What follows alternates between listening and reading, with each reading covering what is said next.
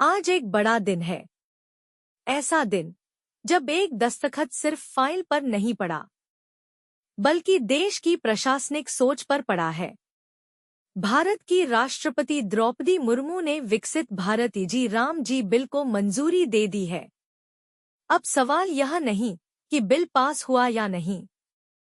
सवाल यह है कि क्या यह बिल भारत के शासन को सच में तेज, जवाबदेह और परिणाम देने वाला बना पाएगा। आज इसी पर शांत नहीं, जोश के साथ बात करेंगे। सबसे पहले सीधे मुद्दे पर आते हैं। यह बिल किसी एक योजना का नाम नहीं है। यह सरकार के काम करने के तरीके को रीडिजाइन करने की कोशिश है। सरल भाषा में कहें तो अब सिर्फ योजना घोषित करना काफी नहीं होगा। अब पूछा जाएगा, लक्ष्य क्या था, समय कितना लगा और नतीजा क्या निकला। यानी नीति नहीं, परिणाम बोलेंगे। और यही इस बिल की आत्मा है। अब कई लोग कहेंगे, अरे राष्ट्रपति तो औपचारिक मंजूरी देती है। लेकिन यही लोग चूक जाते हैं। राष्ट्रपति की स्वीकृति का मतलब है अब यह सिर्फ प्रस्ताव नहीं, कानून है।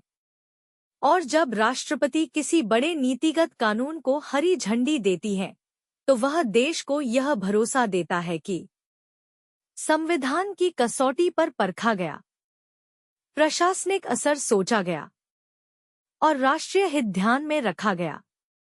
यह छोटा संकेत नहीं है, यह एक बड़ा भरोसा है। अब आते हैं सबसे ऊर्जा से भरे शब्द पर, विकसित भारत। यह सिर्फ भाषणों की लाइन नहीं है, यह एक समय सीमा वाला विजन है। 2030-2047। इस बिल के जरिए सरकार साफ कह रही है कि अब काम को मापा जाएगा, अब सिस्टम से सवाल पूछे जाएंगे और अब जवाब तय होंगे। यानी सरकार खुद अपने सिस्टम को चुनौती दे रही है। अब तस्वीर का दूसरा पहलू भी देखिए। समर्थक कहते हैं कि फाइलें तेज चलेंगी, योजनाओं की निगरानी होगी और विभाग जवाबदेह होंगे।